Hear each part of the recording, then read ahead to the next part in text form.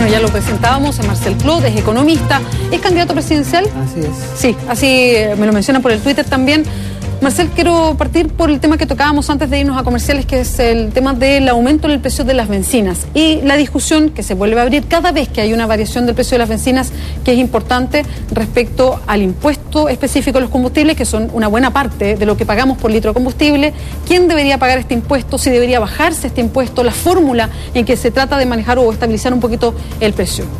Bueno, mira, lo primero que hay que tratar de entender, a mi juicio, ¿no?, es que este es un problema ya permanente, no tiene solución, porque el petróleo es cada vez un recurso más escaso y la proyección futura es que esto suba. En consecuencia, antes de preocuparnos del tema muy puntual, lo que nosotros deberíamos plantearnos es la política de Estado respecto al uso de la energía. Y ahí es donde está el problema de fondo. ¿Qué inversiones hace el Estado chileno en energías no convencionales? Energía solar, eólica. ¿Qué inversiones hacen para resolver el problema del transporte público, que es un desastre?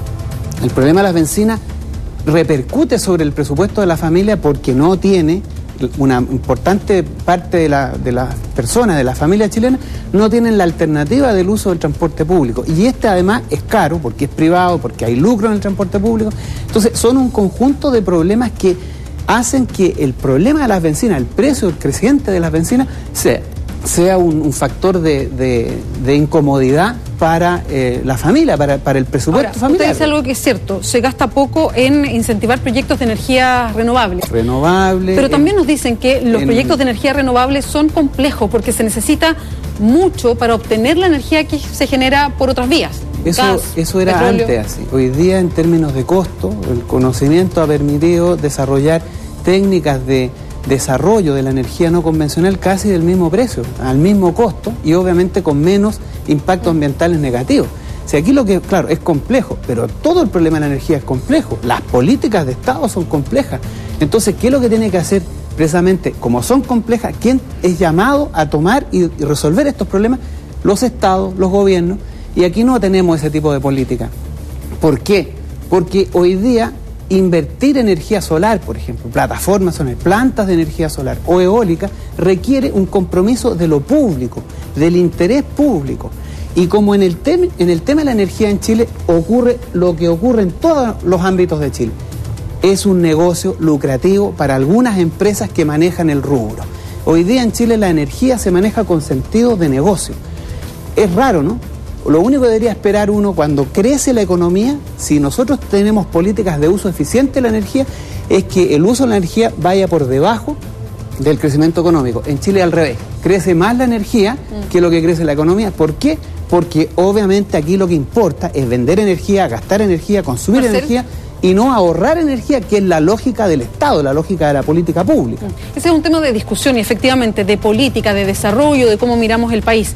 Pero hoy día, en lo inmediato, cuando estamos hablando de un alza de los combustibles, ¿cómo se sitúa usted respecto a esta discusión abierta permanente del impuesto a las bencinas? Lo que pasa es que, mira, yo creo que el impuesto habría que bajarlo, eliminarlo, ¿no? Porque no funciona. Algunos dicen, no, mira, es el único impuesto verde. No funciona como impuesto verde, porque si efectivamente nosotros usáramos el impuesto a la gasolina como un impuesto verde, tendría que ser 3, 4 y 5 veces más alto que lo que tiene ahora. ¿Un impuesto verde en el sentido de desincentivar el uso del automóvil? Y con este tipo de impuesto, con el nivel que tiene, no desincentiva el uso del automóvil. Entonces, la gracia del impuesto no es recaudar del impuesto verde. ¿Cuándo aplicas tú un impuesto verde? No para recaudar ingresos, sino que para castigar un tipo de uso energético para favorecer otros. Ya, pero la excusa hoy día es que dejan de recaudar. Dejan de recaudar, pero pueden recaudar por otro lado. Pueden aumentar el impuesto a las empresas o hacer que finalmente las empresas en este país paguen impuestos, porque no pagan impuestos en Chile. Bueno, el de las bencinas no. Entonces tú, lo que a mi juicio, como una medida inmediata para paliar el problema de las bencinas hoy día, es eliminar ese impuesto.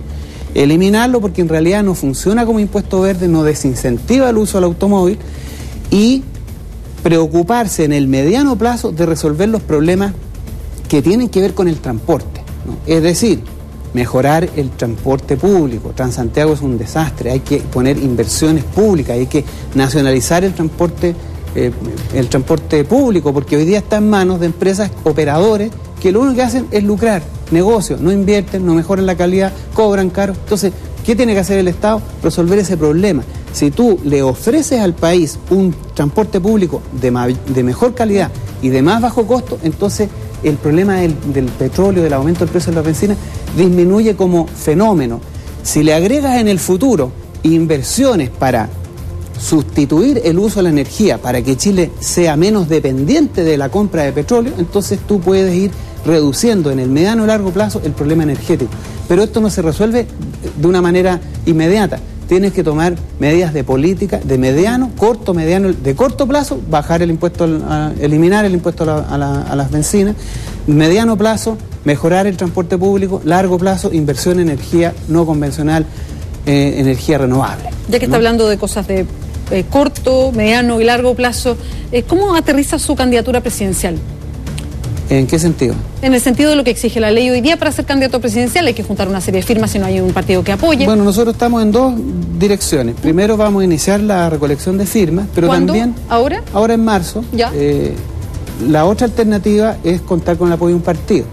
Nosotros hemos conversado largamente con el Partido Humanista y muy probablemente lleguemos a un acuerdo con ellos para inscribir la candidatura por parte del Partido Humanista. Eso nos ahorraría un montón de recursos. Sí, absolutamente. Tiempo, porque en realidad nosotros preferimos dedicarnos más a la campaña, a difundir nuestros puntos centrales de lo que queremos plantearle al país como las transformaciones políticas radicales que quiere Chile, y no de gastarse ni recursos económicos, que no los tenemos, porque somos una candidatura fundamentalmente pobre, que no está financiada por capitales ni por empresas privadas. ¿Y por qué ser candidato presidencial? Porque nosotros entendemos que en las candidaturas presidenciales se juega el destino del país. O sea, cuando tú eliges un nuevo presidente, eliges un nuevo proyecto de desarrollo para Chile. Y eso es lo que nosotros estamos haciendo. No nos interesa ser candidatos para llegar a ser presidente. A nosotros lo que nos interesa es hacer una transformación profunda de Chile. Creemos que hay que renacionalizar el cobre, que tenemos que convocar a una asamblea constituyente de elección directa para que los chilenos decidamos cuál es la constitución que nos debe regir. Tenemos que terminar con el sistema lucrativo, usurero y sin vergüenza de la AFP, porque hoy día el problema de las pensiones es un problema grave. Nosotros estamos condenando a los viejos a ser pobres y miserables. Ese es el sistema de la AFP. Hay que terminar con el negocio de la ISAPRE. No puede ser el negocio de la ISAPRE de la salud el tercer negocio más lucrativo de Chile.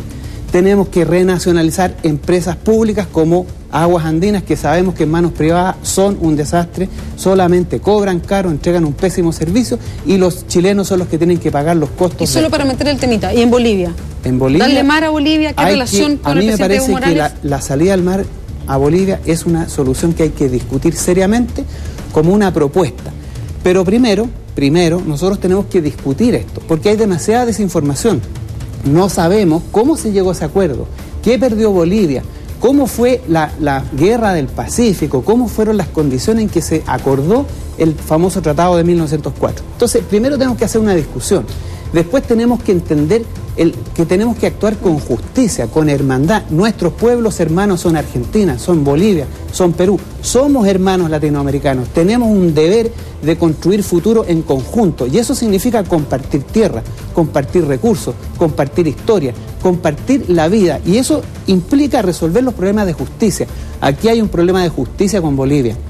Tenemos que entenderlo y tenemos que finalmente, a mi juicio, convocar. ¿Por qué le tenemos miedo, por ejemplo, a que haya un plebiscito? Llamar a los chilenos, después de una larga discusión, de un gran debate, a resolver este problema en justicia, con el principio de la igualdad, de la hermandad y de que estamos acá con los bolivianos, con los peruanos y los argentinos para vivir el futuro en conjunto. No nos podemos cambiar de casa. Sí, sin duda un tema que genera mucha discusión. Marcel Clot, muchas gracias. Gracias a ustedes, pues. Muchas gracias.